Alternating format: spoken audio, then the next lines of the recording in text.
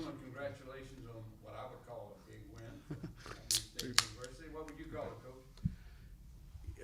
I mean, it's just a gritty, tough, what this team is about type of win.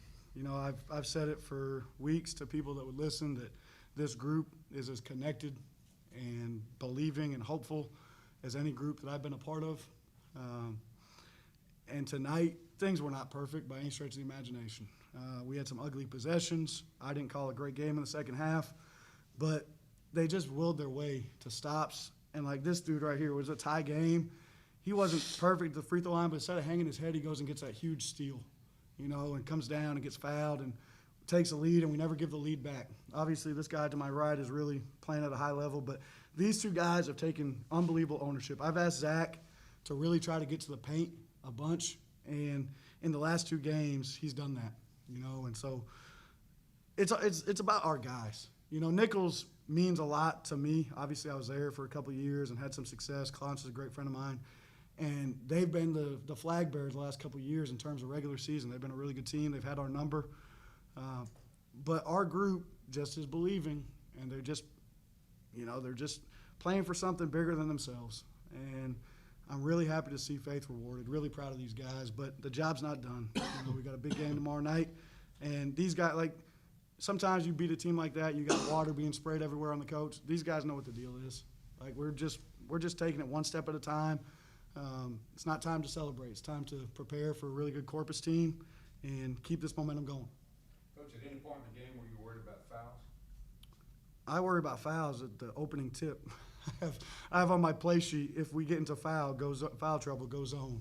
You know, John getting two. I think we ended the game with 3 guys with 4 fouls. When you only have 7 players, you have to think about foul trouble from the get-go. And Clance does a great job. He went right at John a couple times, and John just had to bail out so he didn't foul out. But, you know, you just got to – I told him, just play the game. Don't worry about fouling. Just guard. And, you know, God will see us through it. Just I kept saying during the game, when we were at the free throw line, when they were at the free throw line, I kept saying, God, you're going to get the glory no matter what. You're going to get the glory.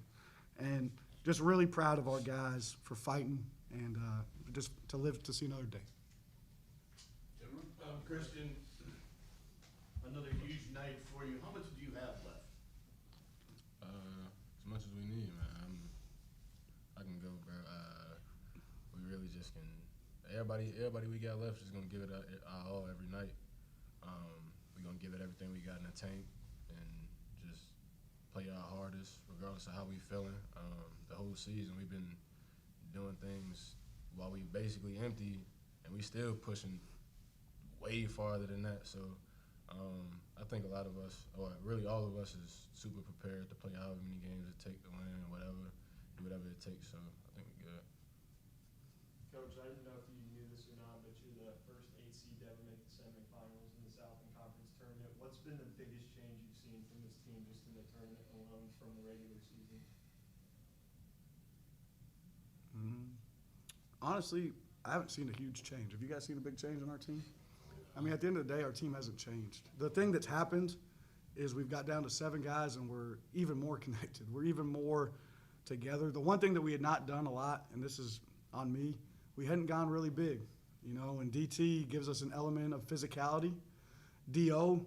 is growing up before your eyes. Those 2 guys, like D.O. had 13 tonight. For the first time all year, I just congratulated him. He led our team in plus-minus. He was awesome. And so I think it's those 2 guys who are really talented getting opportunities that they didn't have, and that gives us another dimension. I think with 2:51, I finally said, we're going back big, and I put DT back in. They kind of made a run at us, and DT comes up with a huge offensive rebound for a kick out. I think we scored on that possession. That's been the change, I guess, is that we get to play a little bit bigger. We get to give him a bodyguard. But more than anything, it's just our guys are executing down the stretch. Like the sideline out, it was in a tough spot, and Zach doesn't panic. He gets the ball in. We don't turn it over. They come down, they foul, we make free throws. Last night we made free throws in the last 4 minutes.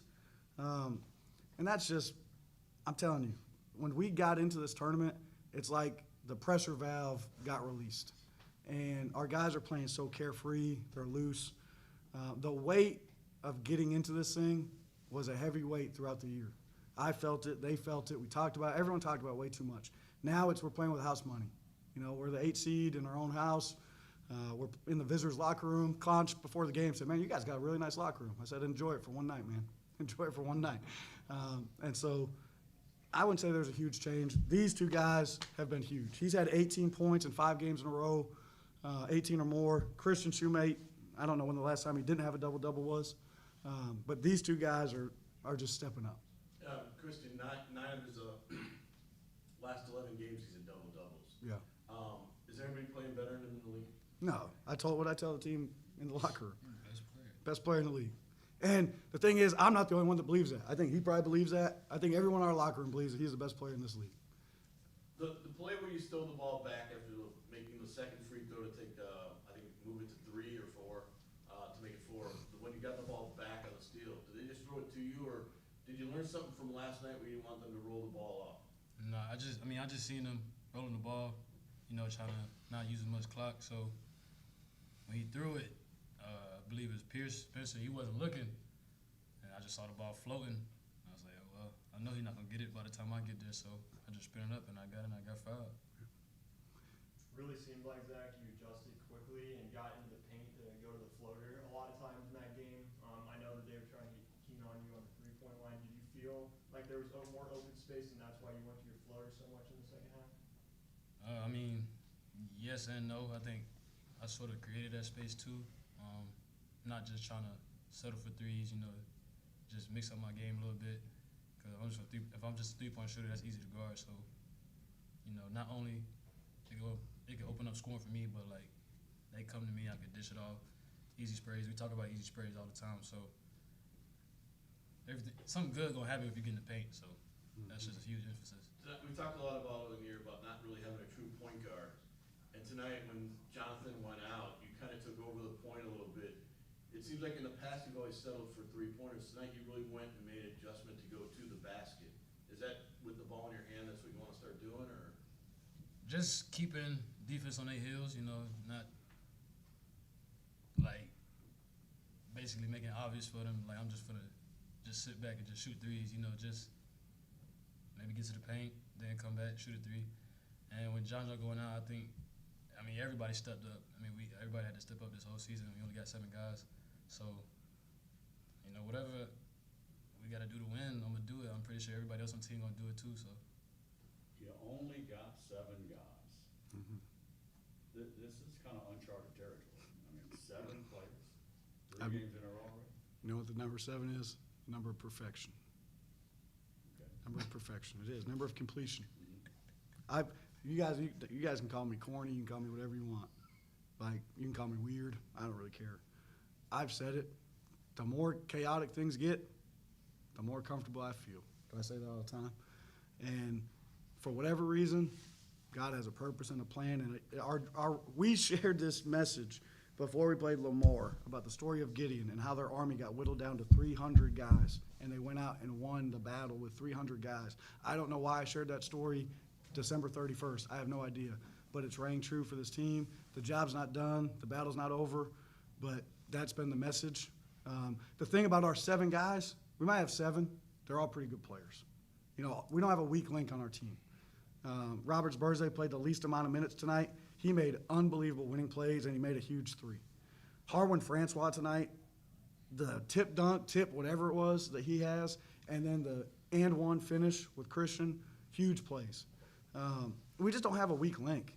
John's been playing really well tonight. Wasn't his best night, but he's playing at a high level. DT is playing at a high level. We got 7 really high quality players, and so we talked about it. The disadvantage of being the David is the whatever. Everyone thinks you're the underdog. Well, sometimes when you don't have a whole lot of resources, that's an advantage, because you have to play to your ultimate strengths. There's no fat. The fat has been completely trimmed. So, man, I love these 2 dudes. I love our team, and we're going to keep fighting. We're going to keep fighting and see what tomorrow brings for us. Zach, how do you, in this situation, adrenaline, do you use the adrenaline to keep it going, and at the same time, in these clutch situations, you have to compress the adrenaline because you want to play under control, but you might need it with 3 games in 3 days, with not a whole lot of breaks during this. Just will.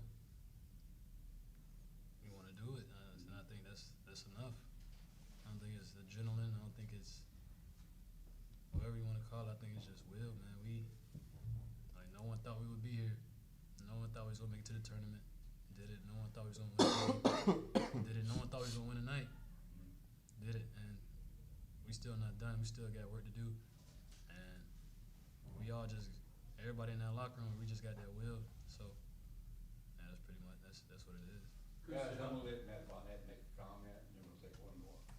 We've got the other teams in there. First time since 2012 in the semifinals. Since 2012. Awesome. Says a lot about these guys. Says a lot about these guys. And Kristen, how dangerous are you guys right now? I mean, you're playing not only with adrenaline, but it seems like you're getting the crowd involved, you're playing off emotion. How dangerous are you guys? I mean, we super dangerous, man. Our backs up against the wall. We ain't got no choice but to fight. The guys that's in the fight, the great fighters, like we've been saying. So, the most dangerous man is a man that ain't got nothing to lose. So, ain't got nothing to lose. We just been coming out. We've been playing, and that's what it is. We're gonna do that every game, and hope we just come out with the same outcome that we've been having.